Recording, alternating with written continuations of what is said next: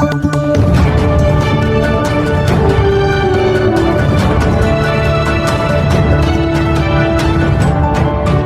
Deputy mayor Shri Girishbhai Kotecha દ્વારા મીડિયાકર્મીને જાહેરમાં ગાળ કાઢીને હળદૂત કરીને અપમાનિત કરવામાં આવ્યા। અગાઉ પણ જૂનાગઢ હિતરક્ષકો એવા જાગૃત નાગરિકોને તેરસ પછીના જન્મેલા કહીને નાગરિકોને પણ અપમાનિત કરેલ ડેપ્યુટી મેયર શ્રી ગિરીશભાઈ કોટેચાને આટલું અભિમાન શા માટે? શું કોઈ પૂછના નથી કે પછી પૈસાના જોડે બધું દબાવી દેવામાં આવે છે?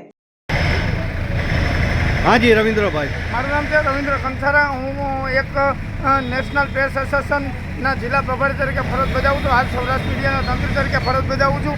જ્યારે વાત કરીએ તો જે મીડિયા જ્યારે કામગીરી કરતો હોય ત્યારે એમને સુપ્રીમ કોર્ટની ગાઈડલાઇન છે કે મીડિયાને લોકો મહાન ગુનો બને છે। પોલીસ હોય કે કોઈ પણ તંત્ર હોય તે મીડિયાને એમના કવરેજ કરવા માટે રોકી શકતા નથી। ભારત સરકારના સંવિધાનમાં એક ઉલ્લેખ આપેલો છે ને ભારતીય દંડનાત્મકની કલમો અને વિવિધ કલમો હેઠળ ગુનાઓ પણ દાખલ થાય છે। ત્યારે સુપ્રીમ કોર્ટે મીડિયાને રોકવાની તાજેતરમાં જ મનાઈ કરેલી છે।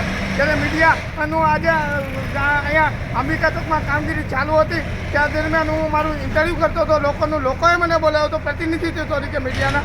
ત્યારે ગિરીશભાઈ કોટેચા નામના વ્યક્તિએ મને આવી એને સીધી ગાળ કાઢી અને ગાળ કાઢીને મને હળદૂત કર્યો છે।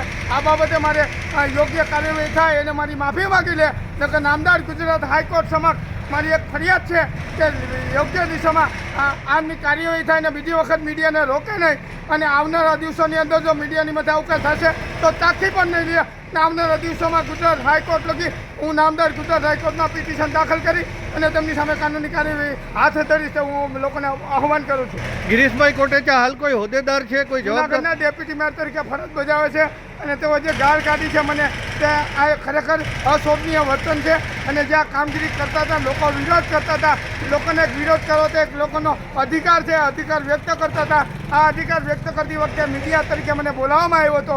મેં જે લોકોનો ઇન્ટરવ્યૂ કરતો હતો ત્યારે લોકોએ મને બોલાવ્યો હતો ત્યારે આજે હળદૂત કર્યા છે। ખરેખર આવું ન બનવું છે અને આવનારા દિવસોમાં સમગ્ર ગુજરાતભરમાંથી પત્રકાર આંદોલન યોગ્ય યથાયોગ્ય કાર્યકારી પ્રમુખ તરીકે હું જવાબદારી બજાવું છું અને પ્રેસ એસોસિએશનની ઓલ મીડિયા એસોસિએશન પણ આંદોલન કરવું છે તેવી મારી માંગ છે।